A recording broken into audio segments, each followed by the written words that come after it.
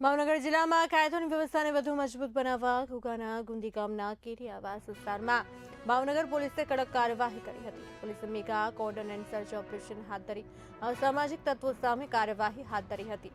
IGP Rajendra Ansari અને SP Nitesh પાંડેના માર્ગદર્શન હેઠળ drone surveillance, body Warne camera અને પોલીસ એસઓજી, એલસીબી સહિત વિવિધ સરકારી વિભાગોના સંકલનથી વહેલી સવારથી સર્ચ ઓપરેશન ચલાવવામાં આવ્યું હતું. કાર્યવાહી દરમિયાન 15 થી 20 શખ્સોને ડિટેન કરવામાં આવ્યા. ગૌચર જમીન પરના ગેરકાયદે દબાણકારોને નોટિસ ફટકારાઈ હતી અને પીજીવીસીએલ દ્વારા ગેરકાયદે જોડાણો કાપી કાયદેસરની કાર્યવાહી હાથ ધરાઈ હતી.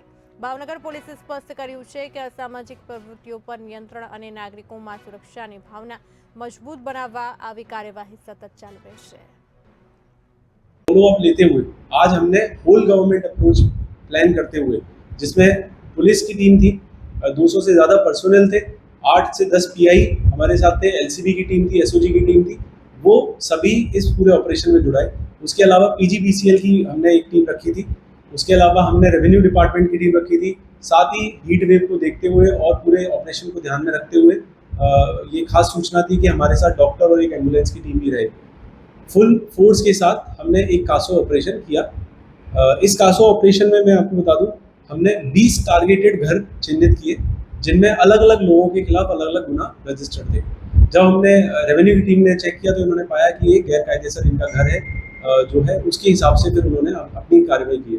साथ ही साथ पीजीबीसीएल की टीम भी साथ में जुड़ी थी, तो उन्होंने 15 से ज़्यादा बिच कनेक्शन भी काटे क्योंकि वो गैर कायदेसर तरीके से चल रहे थे. उसके अलावा हमने अभी लगभग 20 जितने लोगों को डिटेन किया है और उनसे पूछपरछ